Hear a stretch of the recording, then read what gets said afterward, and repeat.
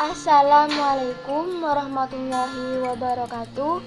Nama saya Halimatus Sa'diyah, NIM E2018-2287. Di sini saya akan memberi tanggapan tentang prinsip ekonomi Islam atau ekonomi syariah. Dalam hal ini, perekonomian sangatlah penting bagi suatu negara karena ia adalah segalanya. Bahkan, peranan ekonomi juga dijadikan indikator sebagai proses kemajuan suatu negara, dan pengertian ekonomi sendiri juga ekonomi merupakan salah satu ilmu sosial yang mempelajari aktivitas manusia yang berhubungan dengan produksi, distribusi, dan konsumsi terhadap barang dan jasa. Secara garis besar, ekonomi diartikan sebagai aturan rumah tangga atau manajemen rumah tangga. Sementara yang dimaksud dengan ahli ekonomi atau ekonom adalah orang yang menggunakan konsep ekonomi dan data dalam bekerja. Dalam Islam pun, perekonomian sangatlah dibutuhkan bagi kalangan umat manusia, karena baginya mereka adalah kebutuhan pokok pasar dan pengonsumsian yang ditetapkannya perekonomian. Islam juga sangat berpengaruh besar, sehingga pernah Rasulullah pun membentuk sebuah pasar. Dalam musyawarahnya, tujuannya tak lain adalah guna untuk membahas peranan perekonomian.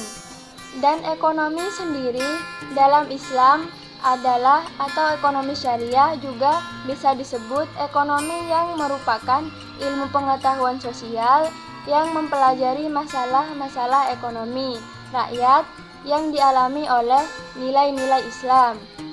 Ekonomi syariah atau sistem ekonomi koperasi berbeda dari kapitalisme, sosialisme maupun negara kesejahteraan dengan falah yang berdasarkan Al-Quran, hadis atau sunnah, ijma, dan qiyas. Prinsip-prinsip dalam ekonomi Islam: yang pertama, tauhid, yaitu keesaan Allah atau sebuah kepercayaan. Yang kedua, al-siddiq dan amanah atau kejujuran dan tanggung jawab. Yang ketiga, mengetahui hak milik individu dan umum. Yang keempat, al-adalah atau keadilan.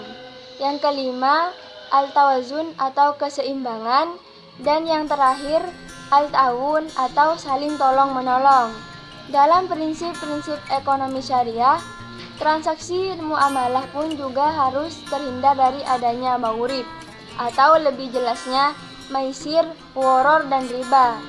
Maisir sendiri adalah konteks kegiatan bisnis yang di dalamnya jelas bersifat untung-untungan atau spekulasi yang tidak rasional, tidak logis, dan tidak jelas. Barang yang ditawarkan baik secara kuantitatif maupun secara kualitatif, atau perjudian.